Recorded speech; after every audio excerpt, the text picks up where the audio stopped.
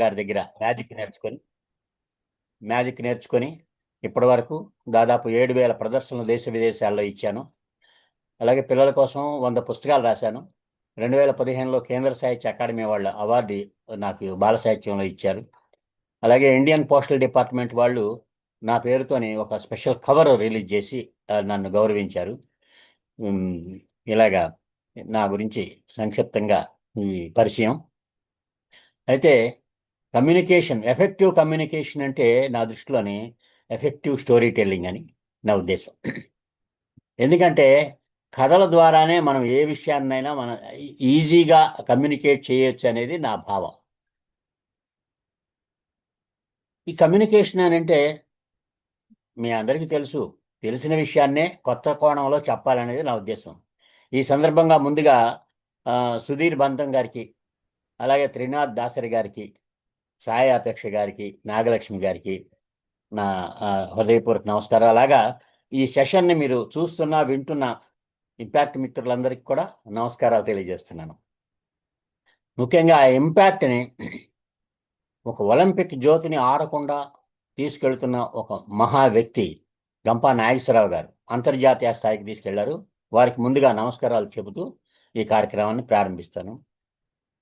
Communication skills ముందు నేను ఈ వెబినార్ కోసం రెడీ అవుతుంటే మా పక్కింటి ఆయన వచ్చి తల బాదుకుంటున్నాడు. ఇలాగా ఏంటండి ఎప్పుడు హుషారుగా ఉండే మీరు తల బాదుకుంటున్నారు ఏంటి అని అడిగా. ఏముందండి మా అమ్మాయికి బుద్ధి అనే పేరు పెట్టాను అని అన్నాడు.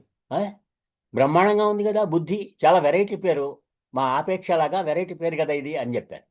అంటే మరి దానివల్ల మీకేంటి ప్రాబ్లం అన్నాను. అదేనండి ప్రాబ్లం అన్నాడు. ఏంటి చెప్పండి మీ ప్రాబ్లం అన్నాను. ఏం లేదు, వాళ్ళ ఫ్రెండ్స్ వచ్చినప్పుడల్లా బుద్ధి లేదా అంకుల్ అని నన్ను అడుగుతున్నారట. నన్ను బుద్ధి లేనివాడు చేశారయ్యా అని అన్నాడు. అంతలోనే వాళ్ళ అబ్బాయి పరిగెత్తుకొచ్చాడు. నాన్న అన్నాడు. అసలే వర్రీడిగా ఉంటే నీ గొడవ ఏమిట్రా అని అన్నాడు. నానా పులి కథ ఉంది, అమ్మా పులి కథ లేదా నాన్న అని అన్నాడు. అమ్మాయి కూడా అమ్మేరా పులి అని అన్నాడు. ఇట్లాగా ఒక చిన్న విషయాన్ని మనం ఎఫెక్టివ్గా కమ్యూనికేట్ చేయాలంటే కథలు అవసరం. ఈరోజు కమ్యూనికేషన్ మన ఇంపాక్ట్లోని నేను ప్రతి సెషన్కి వెళ్ళి నేను కథలు చెప్తూ ఉంటాను మన వాళ్ళకి. అయితే ఈవేళ ముఖ్యంగా effective public speaking, effective communication మీద కథలతోని మోటివేట్ చేస్తే ఎట్లా ఉంటుందని చెప్పి ఒక ప్రయోగం చేస్తున్నాం. మీరే వింటారు కదా. ఈ కమ్యూనికేషన్ స్కిల్స్ అంటే మనసులోని భావాన్ని ఎదుటి వాళ్ళకి అర్థం అయ్యేట్టుగా చెప్పడం, అంతే కమ్యూనికేషన్ అంటే. ఎదుటి వాళ్ళకి అర్థం కాకపోతే మనం కమ్యూనికేట్ చేసినట్టు కాదు. అయితే ఎఫెక్టివ్ కమ్యూనికేషన్ అనేది ఎలా ఉంటుందంటే చెప్పేవాడిదే కాదు కమ్యూనికేషన్, వినేవాడిది కూడా. లిజనింగ్ స్కిల్ ఎఫెక్టివ్గా ఉంటేనే కమ్యూనికేషన్ పూర్తయినట్టు లెక్క. ఏమండోయ్, కమ్యూనికేషన్లోని ఏదో చెప్పడం, verbal communication, non verbal communication మాత్రమే అనుకుంటారేమో. 9 రకాల కమ్యూనికేషన్ ఉన్నాయి దీంట్లో. ఏంటో తెలుసు అది? రిటర్న్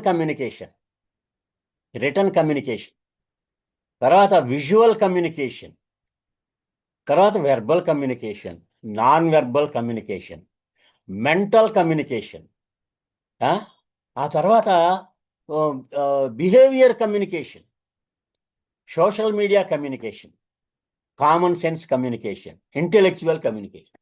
ఇన్ని రకాలు ఉన్నాయా అంటే ఏమి లేదు. దాన్ని కొంచెం విడివిడిగా మనం మార్చుకుంటే ఆ కమ్యూనికేషన్స్ అన్నీ ఎన్ని రకాలు ఉన్నాయో తెలిస్తే కొంచెం వివరంగా మీకు అర్థమవుతుందని ఇలా చెప్తున్నాను. ముందుగా రిటర్న్ కమ్యూనికేషన్ తీసుకుందాం. రిటర్న్ కమ్యూనికేషన్ అంటే ఏముంది? వ్రాతపూర్వకంగా మనకి కమ్యూనికేట్ చేసేవి ఏముంది? ఉత్తరాలు, నోటీసులు, మెమొరాండమ్స్, లీవ్ లెటర్లు, లవ్ లెటర్లు, ఇన్ని రకాలు ఉన్నాయి. నోటీసులు, ఇవన్నీ రిటర్న్ కమ్యూనికేషనే. అంతేకాకుండా రిటర్న్ కమ్యూనికేషన్ అనేది మనం ఇప్పుడు ఎక్కువగా మనం స్మార్ట్ ఫోన్లోని మనం వాట్సాప్లో వాటిలో మెసేజ్లు పెడుతూ ఉంటాం. అది కూడా రిటర్న్ కమ్యూనికేషనే కదా. ఈ రోజుల్లోని టెక్నాలజీ పెరిగిపోయింది, ఉత్తరాలు రాసుకునే పద్ధతి తగ్గిపోయింది. అంతేకాకుండా రాసే పద్ధతులే తగ్గిపోయినాయి. అయినా సరే ఇప్పుడు మళ్ళీ రివైవ్ అవుతుంది రాయడం అనేది. ఇప్పుడు ఏఐ టూల్స్ వచ్చినాయి మనకి, చాట్ జీపీటీ, తర్వాత జెమినైన్, తర్వాత ఆ, ఇంకా ఎన్ని రకాలు వచ్చినాయి, ఒక 50 రకాలు ఉన్నాయి. వాటిలోని మనం ఏదన్నా మనకి ఈ ఇన్ఫర్మేషన్ కావాలంటే చక్కటి ప్రాంప్ట్ ఇవ్వాలి. ప్రాంప్ట్ ఇవ్వాలంటే కమ్యూనికేషన్ కరెక్ట్గా, ఈ రిటర్న్ కమ్యూనికేషన్ కరెక్ట్గా ఉన్నప్పుడే మనం మనకు కావాల్సిన మెసేజ్, ఇన్ఫర్మేషన్ వస్తుంది. అంచేత దీంట్లోని మనం వాటిలోని మనం మెసేజ్లు పంపేటప్పుడు హెచ్వైడి హైడ్ అని కొడతాం, థ్యాంక్స్ అని చెప్తే TQ అని ఏది కొడతాం. అలా కాకుండా మనం గ్రూప్లోని కమ్యూనికేట్ చేసేటప్పుడు అందరికీ ఆ షార్ట్ కట్లు అర్థం కావు. అందుకనే ఫుల్ ఫామ్స్తోనే మనం కమ్యూనికేట్ చేస్తే సేఫ్గా ఉంటాం. అదనమాట సంగతి. అంతేకాకుండా మనం ఎదుటి వాళ్ళకి మనం ఏం చెప్పాలనుకుంటున్నామో దాంట్లో మనకు క్లారిటీ ఉండాలి. క్లారిటీ లేకపోతే పప్పులో కాలేస్తాం మనం. ఒక గమ్మత్తైన ఒక సంఘటన చెప్తా ఈ రిటర్న్ కమ్యూనికేషన్. అవునవును.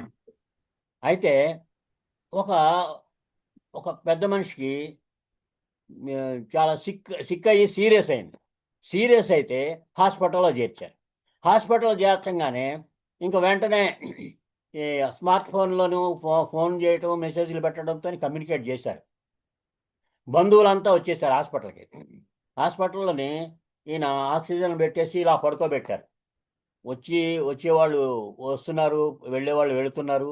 ఆ రూమ్ అంతా నిండిపోయింది. అది ప్రైవేట్ హాస్పిటల్ కాబట్టి ఎవరినైనా సరే రానిచ్చేస్తున్నారు.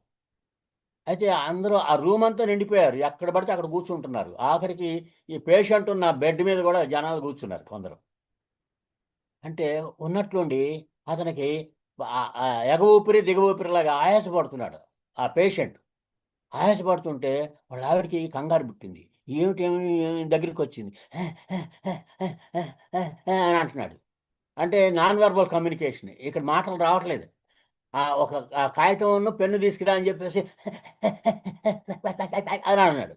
అంటే అర్థమైపోయింది వాళ్ళ ఆవిడకి. వెంటనే ఒక కాగితం ఒక పెన్ను తీసుకొచ్చి ఇచ్చింది. ఎంత కష్టపడి ఆయాసపడుతూ రాసి ఇచ్చాడు. రాసిస్తే ఆ కాగితం తీసుకొని ఇదేదో ఆస్తులకు సంబంధించింది, ఏదో బ్యాంక్ వ్యవహారాలకు సంబంధించింది అయి ఉంటుందిలే, ఇప్పుడు ఎందుకు ఈ హడావుళ్ళని అని చెప్పి మడత పెట్టి బ్యాగ్లో పెట్టుకుంది. బ్యాగ్లో పెట్టుకున్న తర్వాత ఇంకా వచ్చేవాళ్ళని పరామర్శించడం, వచ్చేవాళ్ళను చేస్తుంటే అది చూస్తూ ఉంది. ఒక 5 నిమిషాల తర్వాత ఇంకా ఆయాసపడి టప్పని చచ్చిపోయాడు ఆయన. ఇంకేముంది, ఏడ్చేవాళ్ళు ఏడ్చారు. ఇంకా ఏదో ఒక పాత కబుర్లు చెప్పుకున్న వాళ్ళు చెప్పుకున్నారు. కర్మకాండలన్నీ పూర్తయినాయి. అప్పుడు వాళ్ళ ఆవిడ అప్పుడు హడావుడిగా ఒక కాగితం మీద రాసి ఇచ్చాడు, ఆస్తి వివరాలు లేకపోతే అప్పుల వివరాలు లేకపోతే రావాల్సిన డబ్బుల వివరాలు ఏమిటో చూద్దామని చెప్పేసి ఆ కాగితం తీసి చూసింది. షాక్ తిన్నది. దాని మీద ఏం రాసిందో తెలుసా? మీ అన్నయ్య నా ఆక్సిజన్ ట్యూబ్ మీద కూర్చున్నాడే వెర్రిమొహమ, కొంచెం లేవమని చెప్పు అని అన్నాడు. అంతే, ఫినిష్. నిజంగా ఈ రిటర్న్ కమ్యూనికేషన్ అనే దాన్ని ఎప్పటికప్పుడు మనం అబ్జర్వ్ చేయకపోతే, వెంటనే యాక్షన్ తీసుకోకపోతే ఇలా ప్రాణాలు పోతాయని చెప్పేసి మనకు అర్థం అవుతుంది. ఇదండి కథ. చూసారా, ఈ రిటర్న్ కమ్యూనికేషన్కి సంబంధించి చిన్న ఎగ్జాంపుల్ ఇది. అట్లాగే మనకి ఈ రాసేటప్పుడు చాలా జాగ్రత్తగా పంక్చువేషన్, మార్కులు అవన్నీ చాలా జాగ్రత్తగా, ఫుల్ స్టాప్లు, కామాలు, కోలన్లు, సెమి కోలన్లు ఎక్కడ ఉండాలో ఏమిటో రాయకపోతే పప్పులో చాలా ఇబ్బందులు పడతారు. ఒకసారి కృష్ణార్జున యుద్ధానికి ఒక ఈ రైటరు రాసిచ్చాడు. దానిలో ఒక డైలాగు ఏమి రాశాడంటే, అర్జునుడు చెప్తుంటాడు కృష్ణుడితో, కృష్ణ, సుభద్ర భార్య నాకు, నీకు చెల్లెలు అని రాసిచ్చాడు. కృష్ణ, సుభద్ర భార్య నాకు, నీకు చెల్లెలు అని అన్నాడు.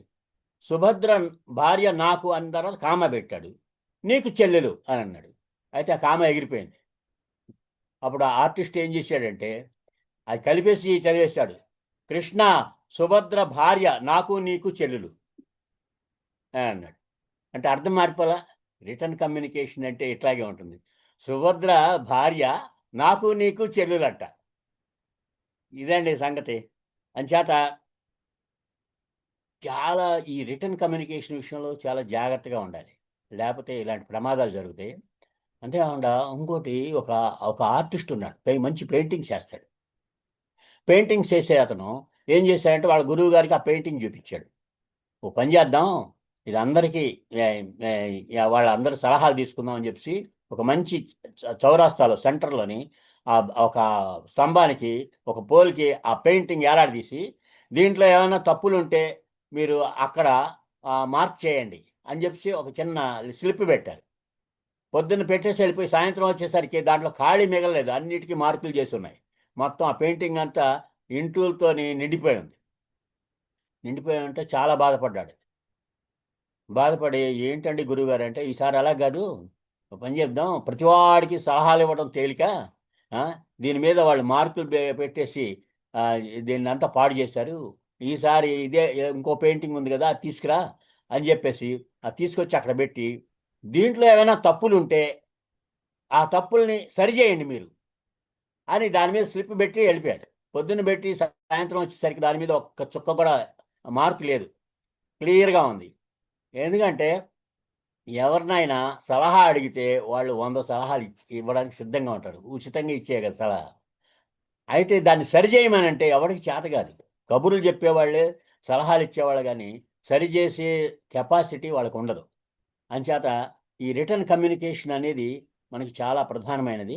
ఆ రాసేటప్పుడు కానీ, దానికి మనం మెసేజ్లు పంపించేటప్పుడు కానీ చాలా కరెక్ట్ మెసేజ్లు పంపాలి. అలాగే ఇలాగా మనం ఈ ఏఐ టూల్స్లోని మనం చక్కటి ప్రాంప్ట్ ఇస్తేనే, క్లారిటీ ఉండేట్టుగా ప్రాంప్ట్ ఇస్తేనే మనకు కావాల్సిన ఇన్ఫర్మేషన్ వస్తుంది, ఇమేజ్ వస్తుంది, వీడియో వస్తుంది. ఇది మాత్రం ఈ నెక్స్ట్ జనరేషన్ అంతా ఏఐ మీద ఉంది కాబట్టి ఈ విషయంలోని చిన్న పాయింట్ అయినా సరే పెద్ద ప్రభావం చూపించే పాయింట్ ఇది. అలాగే రిటర్న్ కమ్యూనికేషన్ అయిపోయింది. విజువల్ కమ్యూనికేషన్ అండి. విజువల్ కమ్యూనికేషన్ అంటే మీకు తెలుసు, విజువల్ కమ్యూనికేషన్ అంటే టీవీ ఉంది, సినిమా ఉంది, ఆ, ఇంకా ఇంకా తర్వాత మనకి రోడ్డు మీదకి వస్తే మనకి నేమ్ ప్లేట్లు ఉంటాయి, సైన్ బోర్డులు ఉంటాయి, హోర్డింగ్లు ఉంటాయి. ఇన్ని ఉన్నాయండి మనకి విజువల్ కమ్యూనికేషన్. అంతవరకు ఎందుకు, మనం స్కూటర్ మీద వెళ్తున్నాం అనుకోండి, వెళుతుంటే ఒక చౌరాస్తా వచ్చింది, చౌరాస్తాలోని సిగ్నల్స్ ఉంటాయి. సిగ్నల్స్లో red signal, red red red light వెలిగింది. రెడ్ లైట్ వెలిగితే వెంటనే మనం ఆగిపోతాం, అది విజువల్ కమ్యూనికేషన్. తర్వాత గ్రీన్ లైట్ వెలిగింది, అది విజువల్ కమ్యూనికేషన్, బయలుదేరుతాం. కోటి ఆబిడ్స్ వెళ్ళాం. ఆబిడ్స్లో ఒక చోట ఒక బ్యాంకు, ఆంధ్ర బ్యాంక్ అనుకోండి, లేకపోతే ఇంకో స్టేట్ బ్యాంక్ ఆఫ్ హైదరాబాద్, అక్కడికి వెళ్ళాలి ఇతను. అది చూశాడు, అక్కడ స్టేట్ బ్యాంక్ ఆఫ్ హైదరాబాద్ అని రాస్తుంది. ఆగాడు. అక్కడ స్కూటర్ పార్కింగ్ చేద్దామని చూశాడు, పార్కింగ్ చేయబోతుంటే ఇక్కడ నో పార్కింగ్ అని రాస్తుంది బోర్డు, విజువల్ కమ్యూనికేషన్.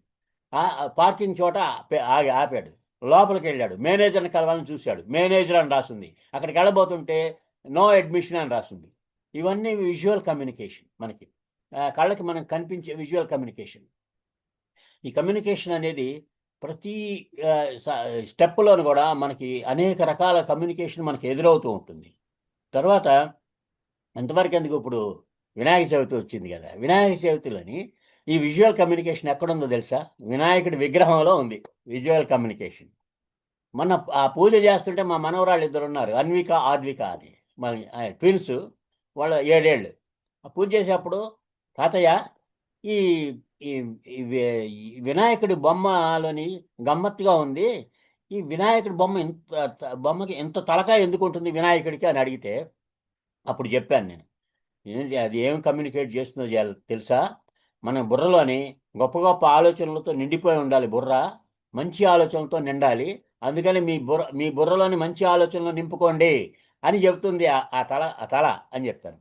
ఆహా, పెద్ద చెవులు ఎందుకున్నాయి తాతయ్య అని అడిగారు. పెద్ద చెవులా? మనం ఎదుటి వాళ్ళు ఏం చెప్పినా, పెద్దవాళ్ళు ఏమన్నా మంచి మాటలు చెప్తే జాగ్రత్తగా వినాలి, స్పష్టంగా వినాలి అనే అర్థం అనమాట. అర్థం చేసుకోవాలి చెప్పిన విషయాల్ని, అందుకని పెద్ద చెవులు. అంతేకాకుండా ఇప్పుడు మన గ్రామాల్లోని పంటలు సిద్ధమైన తర్వాత ఆ ఒడ్లని చేటలతోని చెరుగుతారు. ఒడ్లు ఒడ్లేమో కింద పడితే పొట్టు లాంటిది దూరంగా పడిపోతుంది, అంటే ఒడ్లను పొట్టుని చేటలతోని వేరు చేస్తారు. అలాగే ఇంత చాటల్లాగా ఉన్నాయంటే మంచిని చెడ్డని, మంచి మాటలను చెడ్డ మాటలను వేరు చేసి మన బుర్రకి అందిస్తున్నాయి ఆ చెవులు అని చెప్పాను. ఇది బాగుంది తాతయ్య. మరి చిన్న కళ్ళు ఎందుకుంటాయి అని అన్నాడు. చిన్న కళ్ళ మనం సూక్ష్మ దృష్టితో ప్రతి విషయాన్ని పరిశీలించాలి అని, మనకి చాలా జాగ్రత్తగా గమనించాలి ప్రతి విషయాన్ని అని చిన్న కళ్ళు చెప్తున్నాం. చిన్న నోరు ఉంది కదా అన్నాడు. బాగా వినాలి. చిన్న నోరు అంటే ఎక్కువ మౌనంగా ఉండాలి, తక్కువ మాట్లాడాలి, ఎక్కువ వినాలి అని అర్థం. ఓహో, ఇది బాగుంది. ఒకే దంతం ఉంది ఎందుకు తాతయ్య? ఆ దంతానికి సంబంధించిన కథ వేరే ఉంది. ఆయన రాసేటప్పుడు ఆపకుండా ఉండేందుకు ఆ ఆ దంతం విరిగిపోతే ఈ దంతం తీసి రాశాడు వ్యాసుడు చెప్పేటప్పుడు. అది కదా. మా మనవరాలకి ఏం చెప్పారంటే, ఒకే దంతం ఉందంటే దానికి కారణం ఏకదంతం అన్నమాట. ఏకదంతం అంటే మనం ఏదైనా పని చేస్తే ఏకదృష్టితోనే ఉండాలి, ఏకాగ్రతతో ఉండాలి, మన మనసుని ఒకే విషయం మీదకి లగ్నం చేయాలి అని చెప్పారు. ఓకే, మరి తొండం ఎందుకు తాతయ్య? తొండం ఎప్పుడు కదులుతూ ఉంటుంది ఇలాగా. మనం స్తబ్దంగా ఒకే చోట ఉండిపోయి కూర్చుని పప్పు శుద్ధుల్లా కూర్చోకుండా తిరుగుతూ ఉండాలి, చరిస్తూ ఉండాలి, ఎప్పటికప్పుడు యాక్టివ్గా ఉండాలి. అప్పుడే మనకి ఆరోగ్యం, ఆనందం, ఆహ్లాదం. అందుకని ఎప్పుడు తొండం కదిలినట్టుగా మనం కూడా కదులుతూ ఉండాలి అని చెప్పేసి చెప్పాను. అంటే ఈ విజువల్ కమ్యూనికేషన్, వినాయకుడికి మనం పూజ చేస్తుంటాం కానీ ఇన్ని లక్షణాలు మనకి కమ్యూనికేట్ చేస్తున్నాడు వినాయకుడు తన బొమ్మల ద్వారా. ఆ తర్వాత ఈ విజువల్ కమ్యూనికేషన్లో ఇంకోటి ఉందండి. మనకి డ్రెస్ కోడ్ ఉండాలి, నీట్ డ్రెస్ ఉండాలి అని చెప్తా ఉంటారు కదా. దానికి సంబంధించి ఒక మంచి కథ ఉంది. రామరాజు కాటన్ పంచెలు ఉన్నాయి. దాని ప్రొపరేటరు పంచెలు పంచెలు కట్టుకొని వెళ్తూ ఉంటాడు. ఒకసారి ఒక స్టార్ హోటల్లోని ఒక పెళ్లి రిసెప్షన్కి వెళ్ళాడు పంచి కట్టుకొని. వెళితే ఆ ఎంట్రన్స్ దగ్గర ఆపేశాడు. పంచి కట్టుకుని వచ్చాడని చెప్పి లేదు, నో ఎంట్రీ అని పంపించేశారు. పంపించి చాలా అవమానించారు. అవమానిస్తే అతను అవమానించినప్పటికి కూడా బాధపడకుండా ఏం చేశాడంటే, వెంటనే ఒక ఏజెన్సీని కలిశాడు. ఈ రామరాజు కాటన్ పంచెలు ప్రొపరేటర్ ఒక ఏజెన్సీని కలిసి ఒక యాడ్ ఫిలిం తీయాలని చెప్పాడు. మీరు సరేనండి అన్న. వాళ్ళకి తన ఐడియాలు చెప్పాడు అనమాట. ఈ ఒక హీరో పంచి కట్టుకుంటాడు. పంచి కట్టుకొని ఒక ఆడి కారులోని స్టార్ హోటల్ దగ్గర వచ్చి దిగుతాడు. దిగంగానే సెక్యూరిటీ వాడు వచ్చి సెల్యూట్ చేస్తాడు. ఒక మినిస్టరు, ఒక ఐఏఎస్ ఆఫీసర్ వచ్చి వెల్కమ్ చెప్తారు. లోపలికి వెళ్ళంగానే అందరూ ఆయనకి నీరాజనాలు పడతారు.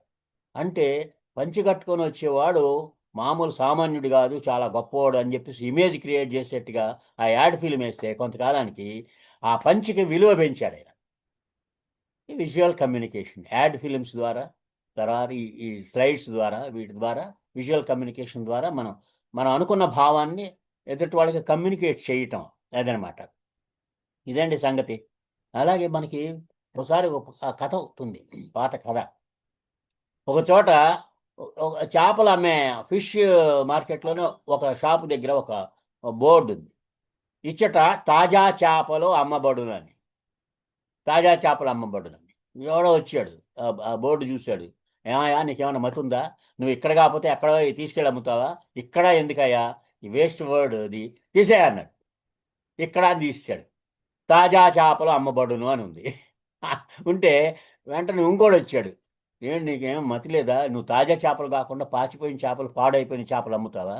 తాజా చేపలు ఎందుకయ్యా, చేపలు అమ్మబడును అంటే చాలు అన్న. అది ఇస్తాడు. ఇంకా చేపలు అమ్మబడును అని. అంటే నువ్వు ఏంటయ్యా, చేపలు అమ్మకపోతే ఇంకేం అమ్ముతావు? చేపలు తీసేయన్నాడు. చేపలు తీసేసాడు. తర్వాత ఇక్కడ ఉంది. ఇక్కడ ఊరికే బోర్డు పెట్టుకొని ఉంచుకున్నావు, ఎందుకు ఇక్కడ అని తీసేయమన్నాడు. అసలు చేపలు కొనడానికి ఎవరు రాలా. అందుకనే విజువల్ కమ్యూనికేషన్ అనేది చాలా గొప్పది. మనకి రిటర్న్ కమ్యూనికేషన్, విజువల్ కమ్యూనికేషన్ తర్వాత ముఖ్యంగా మనం చెప్పుకోదగినవి ఇంకో కమ్యూనికేషన్ ఉంది. అది వెర్బల్ కమ్యూనికేషన్. వెర్బల్ కమ్యూనికేషన్ అంటే, ఇప్పుడు వెర్బల్ కమ్యూనికేషను మనకి మనసులోని అభిప్రాయాన్ని మన మాటల ద్వారా వ్యక్తం చేయడం, అది వెర్బల్ కమ్యూనికేషన్. ఆ మాటల ద్వారా వ్యక్తం చేసేదానికి యాడెడ్ అట్రాక్షన్ ఏంటంటే non verbal communication, body language ద్వారా వాళ్ళకి కమ్యూనికేట్ చేయడం.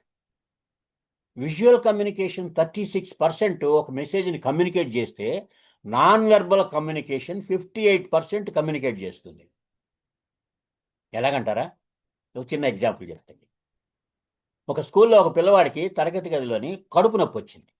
కడుపు నొప్పి వచ్చేస్తే వాడు ఏం చేశాడంటే, టీచర్ నాకు చాలా బాగా కడుపు నొప్పిగా ఉంది, చాలా బాధగా ఉంది, ఇంటికి వెళ్ళిపోతానని చెప్పాలి.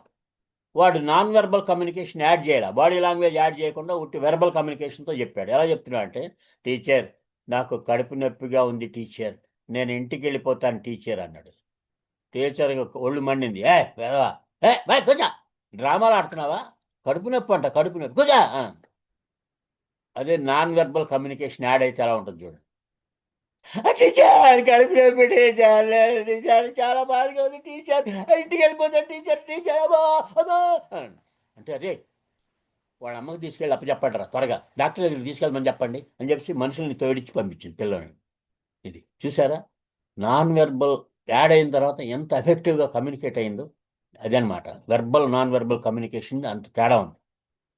ఈ రెండు కమ్యూనికేషన్ స్కిల్స్లోని ప్రధానంగా చెప్పుకోదగినవి వెర్బల్ నాన్ వెర్బల్ కమ్యూనికేషన్ అని చెప్పాలి మనకి. అయితే వెర్బల్ కమ్యూనికేషన్లోని క్లారిటీ ఉండాలి, భాష తెలియాలి. అంటే మామూలుగా ఎవరైనా చెబితే ఏమంటారంటే, కమ్యూనికేషన్ అని అంటే ఇంగ్లీష్ రావాలేమో, ఇంగ్లీష్ వస్తేనే కమ్యూనికేషన్ వచ్చినట్టుగా అనుకుంటారు. ఇవన్నీ చాలా కథలు ఉన్నాయండి దీంట్లో. ఒక ఇంగ్లీషు భాష తెలియడమే కాదు, ఏ భాష అయినా భాష మీద స్పష్టత ఉండాలి. భాషతో మాట్లాడేటప్పుడు క్లారిటీ లేకపోతే ఎదుటి వాళ్ళకి అర్థం కాదు, భాష తెలియాలి. దానికి సంబంధించి ఈ కంగారులోని మనకి ఎదుటి వాళ్ళతో మాట్లాడేటప్పుడు, ఏదైనా వేదిక మీదకి వచ్చి మాట్లాడేటప్పుడు మనకి టెన్షన్ ఉండకూడదు, ఆతృత ఉండకూడదు, ఆందోళన ఉండకూడదు, భయం ఉండకూడదు. వీటన్నిటిని ఈ కమ్యూనికేషన్ని దెబ్బకొడతాయి ఇవన్నీ. అందుకని ప్రశాంతంగా ఉండాలి. ఎప్పుడైనా సరే మనం ఎదుటి వాళ్ళకి కమ్యూనికేట్ చేసేటప్పుడు ప్రశాంతంగా, తాపిగా మనం మనసులో విషయాన్ని చెప్పగలగాలి ఎఫెక్టివ్గా. ఒక చీమ కథ చెప్తానండి కమ్యూనికేషన్కి సంబంధించి, చాలా మంచి చీమ కథ. అనగా ఒక చీమ ఉంది. ఆ చీమకి ఒకసారి ఒక సందేహం వచ్చింది. పాము గరిస్తే మనిషి చచ్చిపోతున్నాడు అంటే పాము అంటే భయం, తేలు కొడితే మనిషికి బాధ కలుగుతుంది, తేలు అంటే భయం, చీమ కొడితే ఆఫ్టర్ ఆల్ చీమ అంటున్నాడు, నన్ను అనవసరంగా తీసి పారేస్తున్నాడు, అంచేత చీమ కొడితే మనిషి చావాలి అప్పుడే భయపడతాడు అని చెప్పేసి బ్రహ్మదేవుడి గురించి బ్రహ్మాండమైన తపస్సు చేసింది. ఆ తపస్సుకి తట్టుకోలేక బ్రహ్మదేవుడు 4 తలకాయలతో ప్రత్యక్షమయ్యాడు. ఆ బ్రహ్మను చూడగానే బ్రహ్మచ్యుడు బ్రహ్మచ్యుడు బ్రహ్మచ్యుడు అని ఆనందపడిపోయింది చీమ. ఆ ఎగ్జైట్మెంట్లోని అది అడగాల్సిన విషయాన్ని అడగటంలోని తడబడింది. ఈ బ్రహ్మ చీమా ఏమీ నీ కోరిక అని అన్నాడు. అంటే వెంటనే ఇది ఆనందపడుతూ ఏమడగాలి అసలు, స్వామి నేను మనిషిని కుట్టంగానే మనిషి చావాలి అని అడగాలి. కానీ ఈ కంగారులోని, ఆనందంలోని స్వామి నేను మనిషిని కుట్టంగానే చావాలి అంది. తదాస్తు అని బ్రహ్మదేవుడు 4 తలకాయలతో సహా మాయమైపోయాడు. ఇప్పుడు అటు ఇటు చూసింది, ఒక మనిషి వస్తున్నాడు. వస్తుంటే చూసి ఇప్పుడు నా తడాకా చూపిస్తా అనుకుంది. వాడి దగ్గరికి వచ్చిన తర్వాత కాళ్ళ మీదకి ఎక్కి మెల్లగా ఈ చేతి మీదకి వచ్చింది. వచ్చి ఇప్పుడు వీడిని కుడతానికి గిల్ గిల్ గిల్ గిల్ కొట్టుకొని చేస్తాడు అని ఫట్టని కొట్టింది. వాడు టప్పని ఇలా కొట్టేసి నలిపేసి పడేశాడు. స్వామి నేను మనిషిని కొట్టంగానే చావాలంది, చచ్చింది. చూసారా, ఇంత చిన్న చీమ కథ అయినా ఎఫెక్టివ్ కమ్యూనికేషన్లోని క్లారిటీ లేకపోతే ప్రాణాల మీదకి వస్తుంది అని ఒక చిన్న కథ ద్వారా మనకి అర్థం అవుతుంది. అంతే కదా. అలాగా క్లారిటీ. ఇంకోటి మనం ఎప్పుడు చెప్పుకునే కథ అవుతుంది. ఒక పాము ఉంది. ఆ పాము ఆ చుట్టుపక్కల అటు నుంచి మనుషులు వచ్చినా పశువులు వచ్చినా సరే కాటేసి చంపేస్తాం. దానికోసం భయపడుతున్నారు జనాలు, దాని దగ్గరికి వచ్చేవాడు కాదు, దూరం నుంచి అలా వెళుతూ ఉండేవాళ్ళు. అక్కడ పాము ఉంది, అటు వెళ్ళకండి అని మిగతా వాళ్ళు చెప్పేవాడు. అయితే ఒక సాధువు ఆ ఊరికి వచ్చాడు, ఆ ప్రజల భయాన్ని చూశాడు, అక్కడికి వెళ్ళాడు ఆ పాము దగ్గరికి. ఆ పాము ఈ సాధువుని చూడంగానే నమస్కారం మహాశయ అంది. ఏమిటి నీకేమన్నా బుద్ధి ఉందా, ఈ జనాన్ని కాటేసి చంపేస్తున్నావు, ఇదేమన్నా బాగుందా అంది. ఏం చేయను ప్రభు, మరి స్వామి నేను నన్ను ఏం చేయమంటారు చెప్పండి. నువ్వు అందరిని చంపి పాపం మూట కట్టుకుంటున్నావు, ఎవరిని కరవక నా మాట విను అన్నాడు. అలాగే స్వామి అని, ఎవరిని కరవద్దు, నువ్వు పుణ్యం మూట కట్టుకో, పాపం మూట కట్టుకోవద్దు అని చెప్పేసి తన దారిని వెళ్ళిపోయాడు. ఆ రోజు నుంచి ఆయన స్వామి చెప్పారు కదా అని చెప్పేసి అది కరవడం మానేసి మళ్ళీ ఒక 6 నెలల తర్వాత మళ్ళీ తిరిగి వచ్చేసరికి ఆ ఆ ఆ ఊరికి వచ్చాడు. అక్కడికి వచ్చి ఆ ఊరి మొదట్లోనున్న ఈ పావుని చూసేసరికి కంగారు పడ్డాడు. అది బక్క చిక్కిపోయి నడవలేని పరిస్థితిలో, పాకలేని పరిస్థితిలో ఉంది. ఆ చుట్టుపక్కల పిల్లలు కూడా రాళ్ళేసి దాన్ని ఓ కడక్ కడక్ కడక్ కడ అని అంటున్నారు. అంటే వాళ్ళందరిని తరిమేసి ఈ ఈ స్వామీజీ ఆ పాము దగ్గరికి వచ్చి, ఏంటి నీ పరిస్థితి ఇలాగైంది అంటే, మీరే కదా చెప్పారు కరవద్దని చెప్పేశారు, అందుకని నేను ఎవరిని కరవట్లేదు అసలు. అప్పుడు నాకు ఎవరు భయపడతలేదు. ఈ నా పరిస్థితి ఇలాగ అయిపోయింది స్వామి అంది. ఓరి ఓరి ఓరి, నేను చెప్పే భావాన్ని నువ్వు అర్థం చేసుకోలేదు, కరవద్దన్నాను కానీ బుస కొట్టొద్దనలేదు కదా అని అన్నాడు. అంటే కరవద్దన్నాను, కరిచి పాపం మూట కట్టుకోకు, కరవక అని చెప్పాను. నువ్వు బుస కొడితే అవి ఎక్కడ కరుస్తావు అని చెప్పి భయపడి నీ దగ్గరికి వచ్చేవాళ్ళు కాదు కదా అంది. అయ్యో స్వామి, నాకు అది తట్టనే లేదండి. అట్లాగా ఎదుటి వాళ్ళు చెప్పేది మంచికైనా చెడ్డకైనా చెప్పేదాన్ని మనం జాగ్రత్తగా ఆలోచించి దాని అంతరార్థాన్ని మనం తెలుసుకొని ఆ, ఆ, విని దాన్ని పాటించినప్పుడే కరెక్ట్ అయిన కమ్యూనికేషన్ ఉన్నట్టు లెక్క. మనం చెప్పడమే కాదు, ఎదుటి వాళ్ళు చెప్పేది కూడా మనం జాగ్రత్తగా విని అర్థం చేసుకోవడంలో ఉంది గొప్పదనం. అది ఆ, ఈ లిజనింగ్ స్కిల్లోని ఉండే గొప్పదనం అది. ఆ తర్వాత ఆ, ఒక ఒక ఫ్రెండ్ ఏం చేశాడంటే, చాలా కాలం తర్వాత ఒక మిత్రుడిని, బాల్య మిత్రుడిని కలుసుకుందామని ఈ ఆ ఆ పల్లెటూరుకి వచ్చాడు. రాగానే అరే సుబ్బారావు ఎలా ఉన్నావు అని చెప్పేసి వాళ్ళ ఫ్రెండ్ వచ్చాడు. "ఆ, రాజారావు నేను కూడా బాగున్నాను అన్నాడు. ఇద్దరు వచ్చి అంతకాలం అయింది మనం కలుసుకొని, చాలా సంతోషంగా ఉంది, మన బాల్యం విషయాలన్నీ మాట్లాడుకున్నాము. ఆ, మన మిత్రులు ఎవరు ఈ మధ్య కలవలేరు కదా అని అంటే, అది కాదు, ఇక్కడ కాదు, మనం పొలంకి వెళ్ళి అక్కడ మందు కొడుతూ మాట్లాడుకుందాం అన్నాడు అక్కడ ఉన్న రాజారావు. అని అంటే ఇది మందు కొడుతూ మాట్లాడుకుందాం అనగానే ఆనందం కలిగింది వీడికి. పద పద అని అన్నాడు. వెంటనే సైకిల్ ఎక్కి ఇద్దరు ఆ పొలంలోకి వెళ్తున్నారు.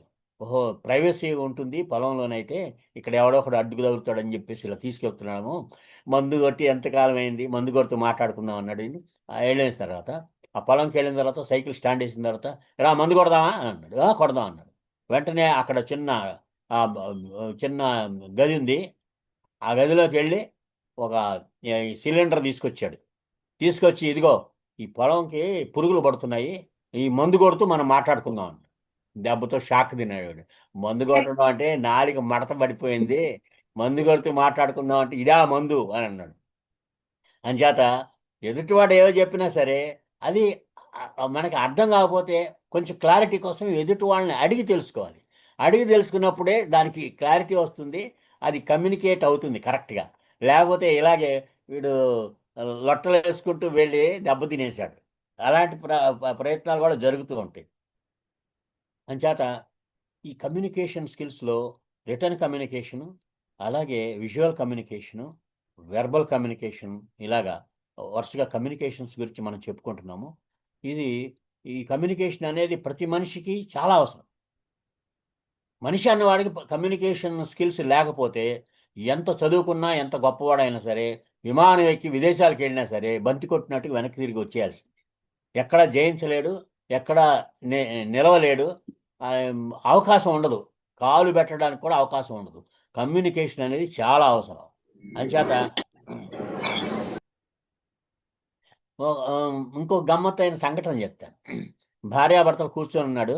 భర్త ట్యాబ్లోని వర్క్ చేసుకుంటున్నాడు. ఆ పక్కనే ఉన్న భార్య ఏమండి ఏమండి అంది. ఆ ట్యాబ్ వైపు నుంచి తల తిప్పి ఏంటి అని అన్నాడు. ఏమండి ఆ న్యూస్ పేపర్ ఒకసారి ఇవ్వండి నాకు అని అంది. ఏమిటి కాంతం, ఇంకా టెక్నాలజీ ఎంత బాగా పెరిగిపోతే ఇంకా న్యూస్ పేపర్ తీసి ఇంకా వార్తలు చదివే స్థాయిలోనే ఉన్నావా? నువ్వు అప్గ్రేడ్ అవ్వాల్సిందే. ఇవ్వండి ముందు పేపర్ ఇవ్వండి అంది. అప్గ్రేడ్ అవ్వు, ఇదిగో ట్యాబ్ తీసుకో, దీంట్లో చూసుకో అని ఇచ్చాడు. అంటే ఆ ట్యాబ్ తీసుకొని ఆ పరిగెడుతున్న బొద్దెక్కిని టపా టపా టపా కొట్టేసి ఇదిగోండి మీ ట్యాబ్ అని. ఏంటి నువ్వు పేపర్ అడిగింది బొద్దెక్కిని చంపడానికా? మరి ఆ విషయం చెప్పొచ్చు కదా అన్నాడు. మీరు అడగొచ్చు కదా. అంటే చెప్పేవాడు ఎంత స్పష్టంగా చెప్పినా వినేవాళ్ళు సరిగా స్పష్టంగా వినకపోతే, అర్థం కాకపోతే మళ్ళీ అడిగి తెలుసుకోకపోతే ఇలాంటి బొద్దింకల్ని చంపే, ట్యాబులతో చంపే ప్రయత్నాలు జరుగుతూ ఉంటాయి. జాగ్రత్త సుమా. ఆ? ఇలాంటి గమ్మత్తులు ఉంటాయి. తర్వాత ఈ కమ్యూనికేషన్, వెర్బల్ కమ్యూనికేషన్లోని ఆంజనేయుడికి ప్రథమ స్థానం ఉందని చెప్పుకోవచ్చు. ఆంజనేయుడు, హనుమంతుడు. ఎందుకంటే రావణుడు సీతని లంకకి తీసుకెళ్ళిపోయి అక్కడ అశోకవనంలో అశోక వృక్షం కింద కూర్చోబెట్టాడు. అయితే ఇక్కడ రాముడు నానా తంటాలు పడతాం. అప్పుడు మొత్తానికి ఈ ఆ, ఈ హనుమంతుణ్ణి వీళ్ళు ఓ, వీళ్ళు మొత్తాన్ని హనుమంతుడిని ఆ, ఆ, పొగిడి, నువ్వు చాలా గొప్పవాడివి, నువ్వు సీతను వెతుకురా అని చెప్పేసి పంపించారు. లంకకి వెళ్ళాడు. ఇంకా అక్కడ జరిగే ఆ కథనం అంతా జరిగింది. లంకలోని అంత మొత్తం తోక్కి నిప్పెడితే లంక అంతా కాల్చేసి వచ్చేసాడు. సీతను చూశాడు. ఆవిడకి రామముద్రకి నిచ్చేసి వచ్చేసాడు. వచ్చేస్తే రామలక్ష్మణులు కూర్చొని ఉంటే అక్కడికి వచ్చాడు. మరి హనుమంతుడు ఎప్పుడొస్తాడు ఎప్పుడొస్తాడు అని చూస్తా ఉన్నారు. చూస్తా ఉంటే రాగానే ఆ, హనుమంతుడు వాళ్ళకి ఏం చెప్తాడా అని ఎదురు చూస్తున్నారు వీళ్ళు. చూస్తుంటే హనుమంతుడు ఏం చేశాడంటే, అదే హనుమంతుడు వచ్చి, నేను లంకకి వెళ్ళానండి. లంకకి వెళ్తే అక్కడ వాళ్ళందరూ, రావణుడి సైనికులందరూ నా తోక్క నిప్పు పెట్టారు. నిప్పు పెడితే నేను అదంతా తిరిగాను. ఆ, ఆ, రావణుడు నన్ను అవమానించాడు. నేనేమో మొత్తం లంకంతా తగలెట్టాను. ఇవన్నీ చెప్తున్నాడు అనుకోండి, ఒళ్ళు మండుద్ది. అసలు ఏమిటి, నువ్వు వెళ్ళిన పని ఏమిటి, ఇంతకీ ఏం జరిగింది అని ఆతృతగా అడుగుతారు. కానీ కమ్యూనికేషన్కి గొప్ప ల్యాండ్ మార్కు ఆంజనేయుడు. రాగానే ఏమన్నాడు తెలుసా? సీతను నేను చూశాను లంకలో అంటే మొత్తం ఫస్ట్ వర్డ్లోనే ఆ ఆ రిజల్ట్ చెప్పేశాడు. ఆ తర్వాత మిగతా కథ అంతా చెప్పాడు. అందుకని మనం మాట్లాడేటప్పుడు చెప్పాల్సిన విషయాన్ని ఎప్పుడో చివరిలో చెప్పకుండా, మనం దానికి సంబంధించిన మెయిన్ కంటెంట్ని ముందు తెలియజేయాలి ఎదుటివాడికి. తెలియజేస్తే అప్పుడు దాని రిజల్ట్ ఇది అని తెలిసిన తర్వాత మిగతా విషయాన్ని వాళ్ళు శ్రద్ధగా వింటారు, ఆసక్తిగా వింటారు. అంచేత మనం ఆంజనేయుడిని, మనం హనుమాన్ని, మనం ఒక ఈ కమ్యూనికేషన్, వెర్బల్ కమ్యూనికేషన్కి ఒక ల్యాండ్ మార్క్గా తీసుకోవాలనేది నా అభిప్రాయం. అలాగే ఒక చోట ఒక వక్త అద్భుతమైన స్పీచ్ ఇస్తున్నాడు. చాలా మంచి కమ్యూనికేటర్ అని చెప్పేసి ఆయనకి పేరుంది. కానీ ఉన్నట్టుండి ఒక అతను వచ్చి చెవిలో చెప్పాడు, ఏమండి హాలు వెనక భాగం అంతా తగలడుతుందండి, మనం ఒక 5 నిమిషాల్లో బయటికి వెళ్ళకపోతే మనం అందరం స్మాష్ అయిపోతాం అని చెప్పాడు. అంటే అవునా, ఏం ఆ, ఆ, హాల్ తగలబడుతుంది అని అన్నాడు. హాల్ తగలబడుతుంది తగలబడుతుంది అంటే ఎవరికి? బాడీ లాంగ్వేజ్ యాడ్ అవ్వాలి. ఇందాక కడుపు నొప్పి టీచర్ నేను ఇంటికి వెళ్ళిపోతానని మామూలుగా వెర్బల్ కమ్యూనికేషన్తో చెప్తే లాభం లేదు. నాన్ వెర్బల్ అప్పుడు ఏమంటే గట్టిగా చెప్పండి అని పక్కన వాడు చెప్తే, అయ్యో హాల్ తగలబడిపోతుంది, అందరూ బయటికి పదండి, పరిగెత్తండి పరిగెత్తండి అని అప్పుడు వీళ్ళందరూ బయటికి పరిగెత్తారు. చూసా, ఈ వెర్బల్ కమ్యూనికేషన్లోని యాక్టివ్ పార్టిసిపేషన్, నాన్ వెర్బల్ కూడా యాడ్ చేయాలి. అంతేకాకుండా వాయిస్ మాడ్యులేషన్, వాయిస్ పెంచి చెప్పినప్పుడు వెర్బల్ కమ్యూనికేషన్లో ఎదుటి వాళ్ళకి బాగా అర్థమవుతుంది. ఇది సంగతి. అంచేత వెర్బల్ నాన్ వెర్బల్ కమ్యూనికేషన్స్ గురించి మనం రిటర్న్ కమ్యూనికేషన్ తెలుసుకున్నాం, విజువల్ కమ్యూనికేషన్ తెలుసుకున్నాం, వెర్బల్ కమ్యూనికేషన్లోని కొన్ని మంచి విషయాలు తెలుసుకున్నాం. అలాగే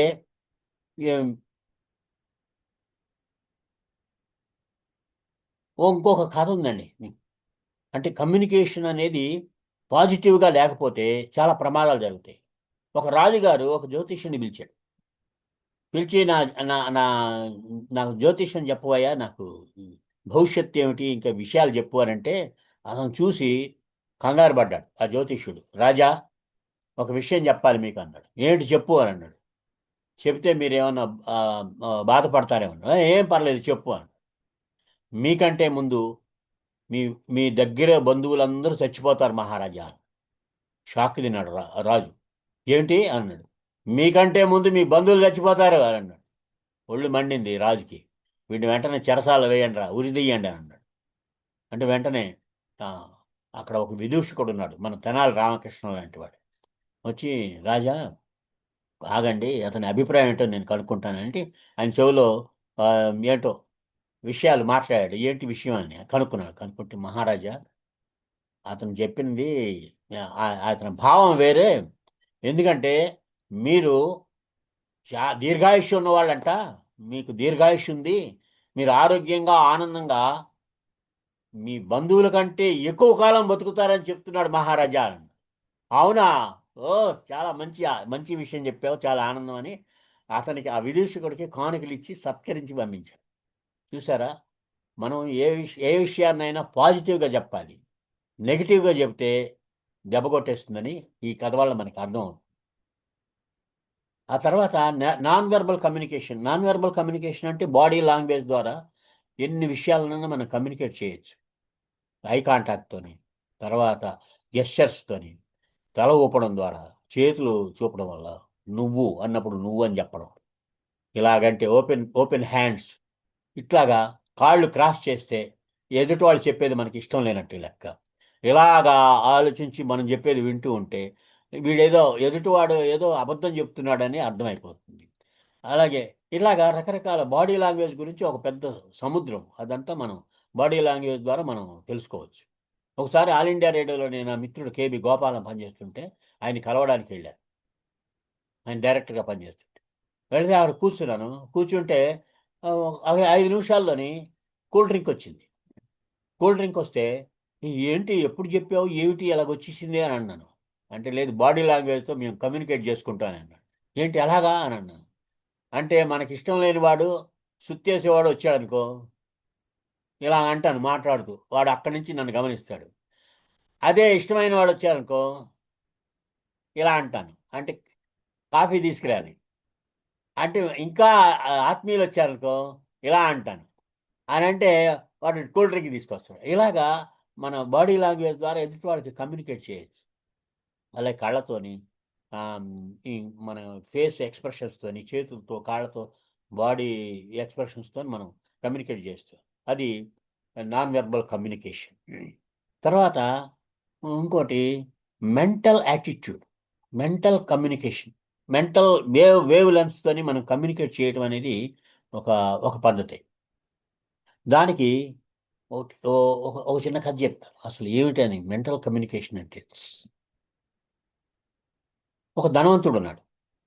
ఆయన ప్రతిరోజు సముద్రపు ఒడ్డుకెళ్ళి అక్కడ ఉదయమే ప్రార్థన చేస్తాడు.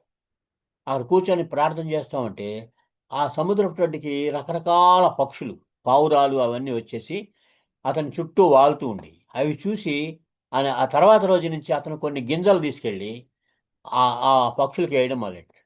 దాంతోని ఆ పావురాలు విపరీతంగా వచ్చి ఆ చుట్టూ వాలడం, ఈయనేసిన గింజలు తినడం, ఆఖరికి ఈయన దగ్గర ఈయన ఒళ్ళో కూర్చొని ఆ, అరవడం, తర్వాత భుజం మీద తల మీద ఎక్కడం, అంత చనువు ఏర్పడింది. అదే ఇతనికి కూడా ఆనందంగా ఉండేది. ఒకరోజు అతను ఈ ప్రార్థన చేయడానికి బయలుదేరుతుంటే పక్కింటి కుర్రోడు వచ్చాడు. అంకుల్ అంకుల్ అన్నాడు. ఏంటి బాబు అని. మీరు ప్రార్థన చేయడానికి సముద్రపు ఒడ్డుకి వెళ్తే పక్షులన్నీ, అంటే పావురాలన్నీ మీ దగ్గరికి వచ్చి మీ చుట్టూ వాళ్తాయంట కదా, మీ భుజం మీద కూడా వాళ్తాయంట కదా. నాకు పావురాలంటే ఇష్టం అంకుల్, నాకు ఒక పావురాన్ని తెచ్చిపెట్టరా, నేను పెంచుకుంటానన్నాడు. ఒక పావురమే కదా, తెచ్చి పెడతారే అన్నాడు. సరే అండి, థ్యాంక్ యూ అంకుల్ అని వెళ్ళిపోయాడు. వాడు వెళుతూ వెళుతూ ఆలోచిస్తూ వెళ్ళాడు. ఈవేళ ఆ కుర్రాడికి హ్యాపీనెస్ కోసం నేను ఒక పావురాన్ని పట్టుకొచ్చి వాడికి ఇవ్వాలి అని చెప్పి మనసులో అనుకుంటూ బయలుదేరాడు. చిత్రం ఏంటంటే సముద్రపు తట్టుకి వెళ్ళి కూర్చుంటే ఒక్క ఒక్క పక్షి కూడా రాలేదు, ఒక్క పావురం కూడా దగ్గరికి రాల, చుట్టూ అలా తిరుగుతున్నాయని దగ్గరికి రాల. ఎప్పుడు మీద వాళ్ళే పావురాలు కూడా దగ్గరికి రాకపోవడం కాబట్టి ఆ చుట్టూ దూరంగా తిరుగుతున్నాయి కానీ దగ్గరికి రావట్లేదు. ఇతనికి ఏదో ఆశ్చర్యం వేసింది.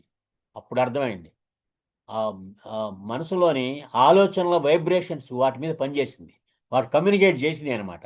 అందుకనే మనం మాటలతో కాకుండా, చేతలతో కాకుండా అయినా సరే ఈ మెంటల్ ఎబ్రివేషన్స్, ఆలోచనల తరంగాలు వాళ్ళకి కమ్యూనికేట్ చేసి జాగ్రత్తగా ఉండాలని చెప్పి.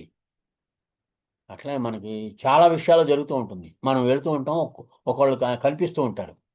సామెత ఉంది కదా మనకి, కొందరిని చూస్తే మొట్టబుద్ధి అవుద్ది, కొందరిని చూస్తే నమస్కారం పెట్టబుద్ధి అవుద్ది అంటుంటారు.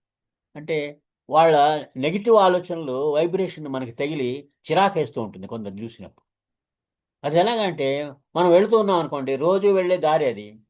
ఒకరోజు మనం వెళుతుంటే చాలా పెద్ద దుర్గంధం వస్తుంది. ముక్కు మూసుకుంటాం. ఆ వీధి చివరిలోకి వెళ్ళేసరికి ఆ పక్కనే చెత్త కుండీ లాగా ఒక పెద్ద చెత్త కుప్ప ఉంటుంది. వాసన వస్తుంది. అది మనకు కనిపించకపోయినా మనం ముక్కు మూసుకున్న వాసన వచ్చింది కదా. అట్లాగే మన ఆలోచనల వైబ్రేషన్స్ కూడా ఎదుటి వాళ్ళని అలర్ట్ చేస్తాయి. ఎదుటి వాళ్ళని ఆ, అంటే వాళ్ళని కమ్యూనికేట్ చేస్తాయి. మంచి అయినా చెడ్డ అయినా, మంచి అయితే మంచిగా, చెడ్డ అయితే చెడ్డగా. ఇలాంటి అది మెంటల్ కమ్యూనికేషన్ అనమాట. మానసికంగా వాళ్ళని కమ్యూనికేట్ చేయటం. అంతవరకు ఎందుకు, ఒకడికి ఒక ఒక కుర్రాడు ఒక మెడికల్ షాప్ దగ్గరికి వెళ్ళాడు. సార్, నాకేం ఉద్యోగం లేదండి, మీ మెడికల్ షాప్లోనే ఒక చిన్న ఉద్యోగం ఇప్పిస్తే నేను చేసుకుంటాను అన్నాడు.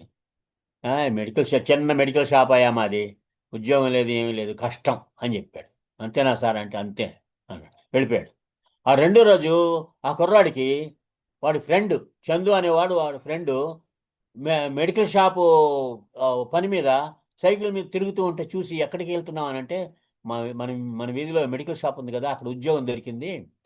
ఆ, మెడిసిన్స్ని నేను తీసుకెళ్ళి ఇవ్వడం ఆ పని నాకు ఇచ్చాడు అని అంటే, నేను అడిగితే ఏమి ఉద్యోగం లేదన్నాడు. ఎలా ఇచ్చాడు నీకు అని చెప్పేసి వెళ్ళి వాడి దగ్గరికి, ఏంటండి నేను అడిగితే ఉద్యోగం అవకాశమే లేదన్నారు, కష్టం అన్నారు, మరి మా ఫ్రెండ్కి ఎలా ఇచ్చారన్నాడు. నీకు చెప్పినట్టుగా అతను వచ్చి అడిగినప్పుడు చెప్పాను. అయితే అతను ఏమన్నాడంటే, ఏమండి నా దగ్గర సైకిల్ ఉంది, మీరు కానీ డోర్ డెలివరీ అని చెప్పేసి పబ్లిసిటీ చేసి, మీరు ఫోన్ చేస్తే మెడిసిన్స్ ఇంటికి పంపిస్తామని పబ్లిసిటీ చేయండి. అలాగా మిమ్మల్ని కాంటాక్ట్ చేస్తే ఆ మందులు నాకు ఇవ్వండి. నాకు సైకిల్ ఉంది, ఆ సైకిల్ మీద తీసుకెళ్ళి వాళ్ళకి వెళ్ళి ఇచ్చేసి వస్తాను. నా పెర్ఫార్మెన్స్ నచ్చితే, మీకు వ్యాపారం పెరిగితే, అప్పుడు నాకు ఉద్యోగం ఖాయం చేయండి అన్నాడు. అందుకని ఆ ఐడియా ఏదో బాగుంది అనిపించింది, అందుకని నేను ఉద్యోగం ఇచ్చాను, నాకేం నష్టం ఉంది అని అన్నాడు. అంటే అరే, నా దగ్గర కూడా సైకిల్ ఉందే, నాకు ఆలోచన రాలేదేంటి అని అనుకున్నాను. అంటే మానసికంగా వాడు ఎదుటివాడికి ఎలాగ కమ్యూనికేట్ చేయాలి అనేది తన చర్యల ద్వారా, తన మాటల ద్వారా కమ్యూనికేట్ చేశాడు కాబట్టి వాడికి ఉద్యోగం దొరికింది. అది కథ. అట్లాగా ఈ తర్వాత బిహేవియర్ కమ్యూనికేషన్ అని ఒకటి ఉందండి. బిహేవియర్ కమ్యూనికేషన్, ఇది కూడా చాలా మంచి కమ్యూనికేషన్. ఒకడు ఏం, ఒక కుర్రాడు ఉన్నాడు. ఆ కుర్రాడు గురించి ఇద్దరు ఫ్రెండ్స్ అనుకుంటున్నారు, ఏంట్రా వాడు అంత తెలివి తక్కువడు, బుద్ధిహీనుడు అని అంటే. ఎందుకు అని అంటే, అక్కడ ఒక ఒక షాప్ ఉంది. ఆ షాప్ యజమాని వాడికి 10 రూపాయల నోటు, 100 రూపాయల నోటు చూపించి, నీకు ఏది కావాలి అని అంటే, వాడు 10 రూపాయల నోటు తీసుకొని ఇదే కావాలి నాకు అని అన్నాడు. మరి వాడు బుద్ధి తక్కువవాడు కాకపోతే 100 రూపాయల నోటు తీసుకోవచ్చు కదరా, 10 రూపాయలు తీసుకున్నాడు. వాడు తెలివి లేనివాడు, తెలివి తక్కువవాడు, మూర్ఖుడురా అని అన్నాడు. అవునా అని చెప్పేసి వాడి దగ్గరికి వెళ్ళి అడిగాడు ఈ ఈ విన్న మిత్రుడు. ఏంటయ్యా, నువ్వు ఆ షాపోడు 100 రూపాయలను 10 రూపాయలు చూపిస్తే, నీకు ఏది కావాలి నీకు ఇచ్చేస్తానని అంటే, నువ్వు 100 రూపాయలు తీసుకోవచ్చు కదా, 10 రూపాయలు ఎందుకు తీసుకున్నావు అని అడిగాడు. అడిగితే, అదేంటి అదేంటి మిత్రమా, నన్ను ఈ 10 రూపాయలు తీసుకుంటే వాడు తెలివి తక్కువడు అని చెప్పేసి, ఎవరు కొత్తవాడు వచ్చినా సరే వాడి ముందు నన్ను ఫూల్ని చేయడానికి ప్రతిసారి, వీడిని చూడు పరీక్షిస్తాను చూడు, మీరే చూస్తారని చెప్పి 100 10 చూపిస్తూ ఉంటాడు. నేను 10 తీసుకుంటూ ఉంటాను. ఇలాగ 6 నెలల నుంచి జరుగుతుంది. నేను 100 రూపాయలు తీసుకున్నాను అనుకో, కేల్కతం ఆ రోజుతోనే 100 రూపాయలతో పోయేది. ఇప్పుడు నాకు 3000 దాకా పైగా వచ్చినాయి డబ్బులు అని అన్నాడు.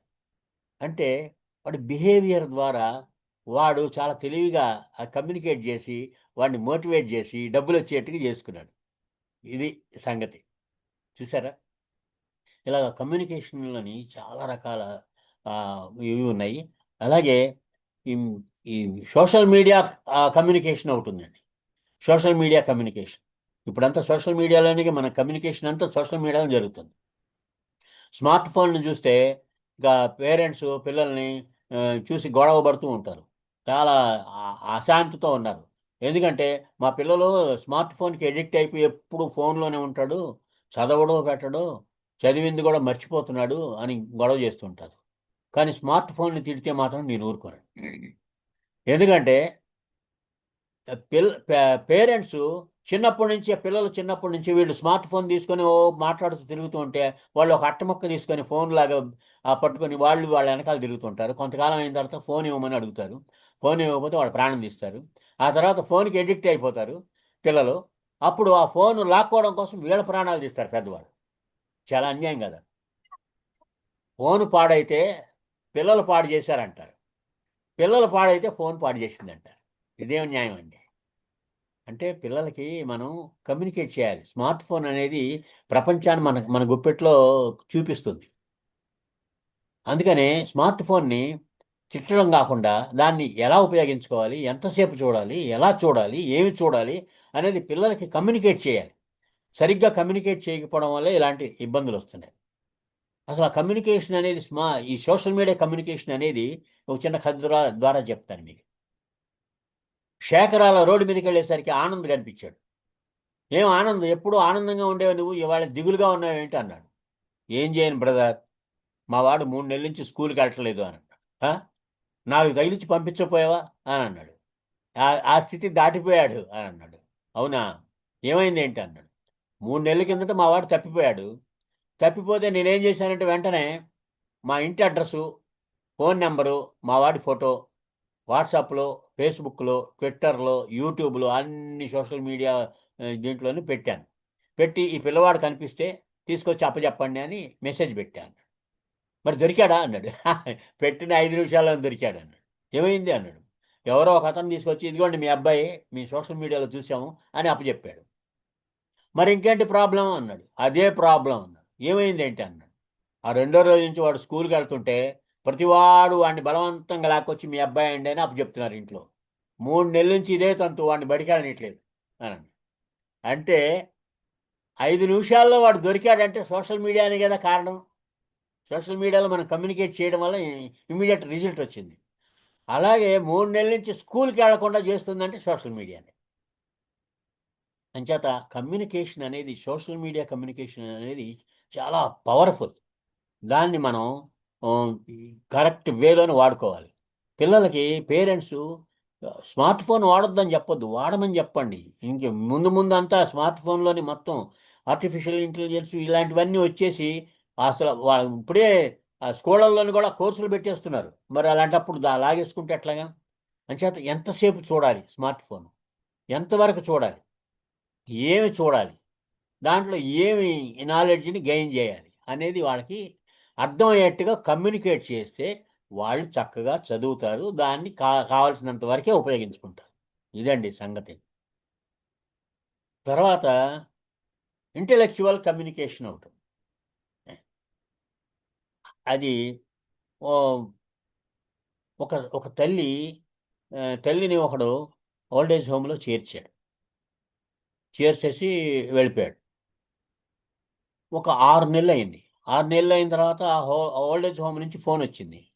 ఏమంటే మీ అమ్మ వెంటనే మిమ్మల్ని చూడాలంటుంది, చాలా ఉమ్, ఆ, చాలా అంటే ఆరోగ్యం బాగాలేక అవస్థపడుతుంది, మీరు వెంటనే రావాలి అని. వెంటనే వెళ్ళాడు ఆ కొడుకు. వెళితే "ఆ, ఏంటమ్మా ఇలాగ అర్జెంటుగా నన్ను రమ్మని కబురు పెట్టావు, ఏంటి ఏమైంది చెప్పు" అని. "ఏం లేదు నాన్న, నేను ఎంతకాలం బతుకుతాను నాకు తెలియట్లేదు, నా ఆరోగ్యం కూడా బాగోట్లేదు, నేను ఒక పని చెప్తాను చెయ్యాలి" అని. "ఏంటి చెప్పు" అని.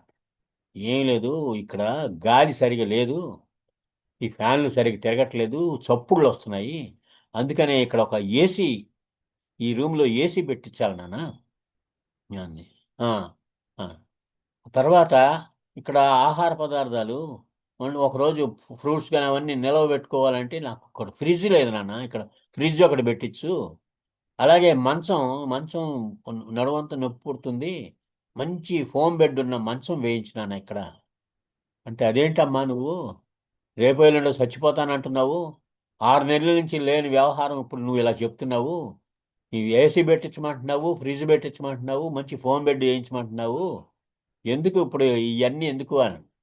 "ఏం లేదు నాన్న, నేను ఎలాగో చచ్చిపోతాను కదా, చచ్చిపోతే రేపు నీ పిల్లలు తీసుకొచ్చి ఇక్కడ చేరుస్తారు, నువ్వు ఇలాంటి అవస్థలు పడకూడదని చెప్పేసి నీకు చెప్తున్నాను నాన్న" అంటే డైరెక్ట్గా విషయం చెప్పకుండా చాలా ఇంటెలెక్చువల్ బ్రెయిన్తోని ఆ తల్లి కమ్యూనికేట్ చేసింది. దెబ్బతో షాక్ తిన్నాడు.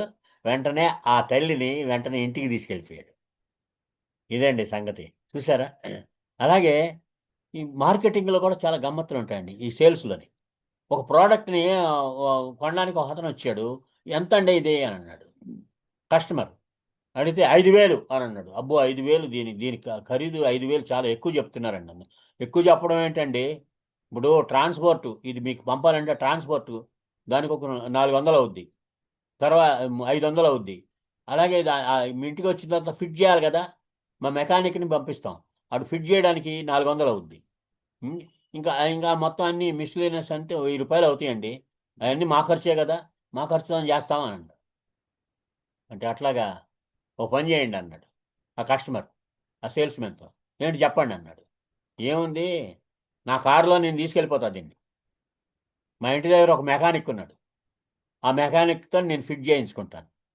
అలాంటప్పుడు ఈ 1000 రూపాయలు మీకు ఖర్చు లేదు కదా, ఆ 1000 రూపాయలు తగ్గించి 4,000కి ఇవ్వండి అన్నాడు. ఇప్పుడు షాక్ తిన్నాడు. ఈ సేల్స్మెన్తోనే ఆ కస్టమరు వాడినోడితోనే 4,000కి ఒప్పించాడు. అలా కాకుండా కస్టమర్ని కస్టమర్ కన్విన్స్ అయితే నిలిచి ఉంటాడు.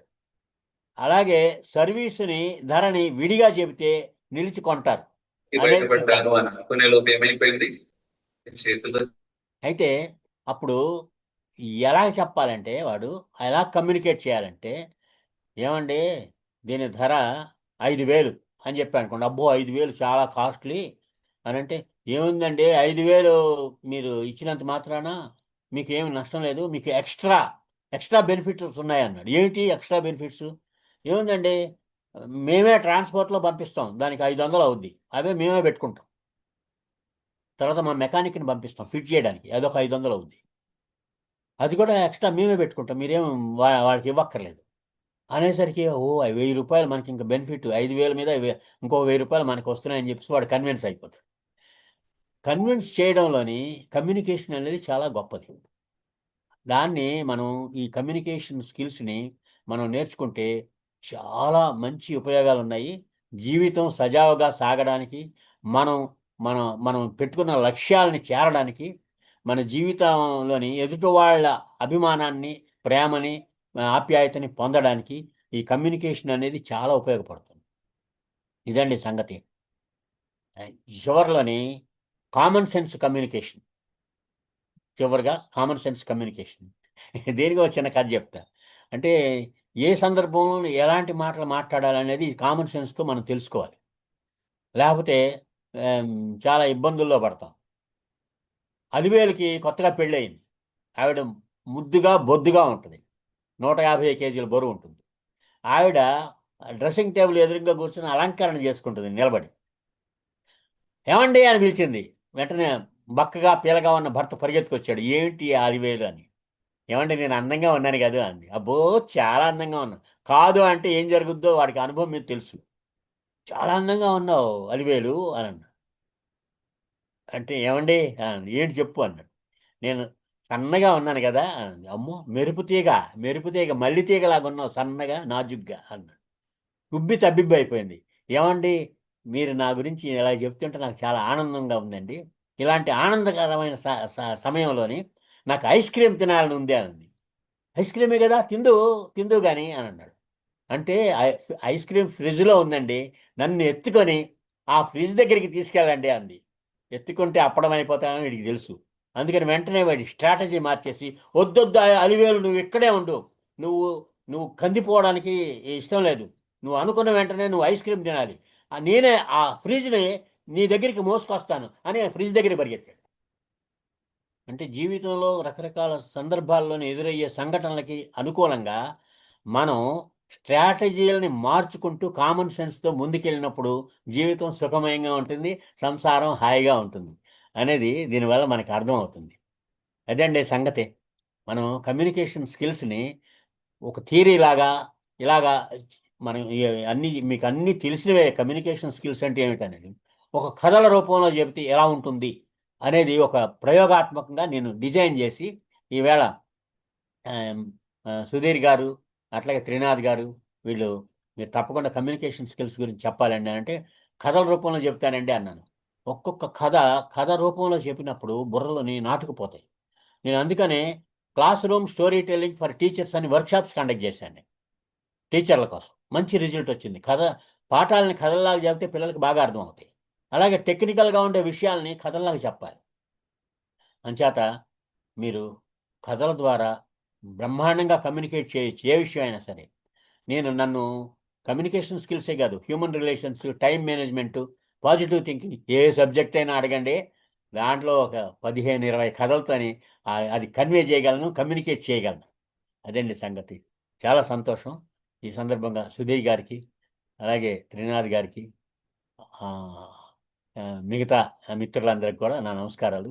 ఇంత ఈ ఈ ఈ వెబినార్లోని వింటున్న మిత్రులందరికీ కూడా ధన్యవాదాలు, శుభాకాంక్షలు. Thank you sir, thank you so ధన్యవాదాలు మచ్ సార్. గురూజీ. ఇలాంటి చెప్పండి. జనార్దన్ గారు కంటిన్యూ. ధన్యవాదాలు గురూజీ. నమస్తే. Thank you. చాలా వండర్ఫుల్ సెషన్, అద్భుతమైన సెషన్ ఇచ్చారు. అవునా? ఎంతో ధన్యవాదాలు తెలుపుతున్నాం గురూజీ. ఎందుకంటే ఒక కమ్యూనికేషన్ స్కిల్స్ లో ఎఫెక్టివ్ గా మనం ఒక పబ్లిక్ ఇంటరాక్ట్ కావాలంటే ఇన్ని రకాల టిప్స్ అనేటివి చాలా అవసరం. అది ఏ విధంగా అంటే ఒక 10 మీరు అద్భుతమైన ఎగ్జాంపుల్స్ తో మా వాళ్ళందరికీ, ఎస్పెషల్ గా నాకు కూడా ఈ నిత్యం ప్రతి సందర్భంలో ఎఫెక్టివ్ గా కమ్యూనికేట్ కావడానికి, ఒక్కొక్కరితో ఏ విధంగా ఉండాలి అనేది చెప్పడానికి అద్భుతంగా చెప్పారు గురూజీ. ఇది ప్రతి ఒక్కటి వాల్యుబుల్, జీవిత సారాంశంలో చిన్న పసి పిల్లల నుండి పెద్దవాళ్ళ వరకు ప్రతి ఒక్కరికి ప్రతి సందర్భంలో యూజ్ అయ్యే అద్భుతమైన మీరు చెప్పే చక్కని స్టోరీస్ తో ఆ చెప్పే విధానం కూడా ఈ కథల రూపంలో మన మైండ్ సెట్ లో ఫిక్స్ ప్రిపేర్ కావడానికి చాలా అద్భుతంగా ఇచ్చారు గురూజీ. ధన్యవాదాలు గురూజీ.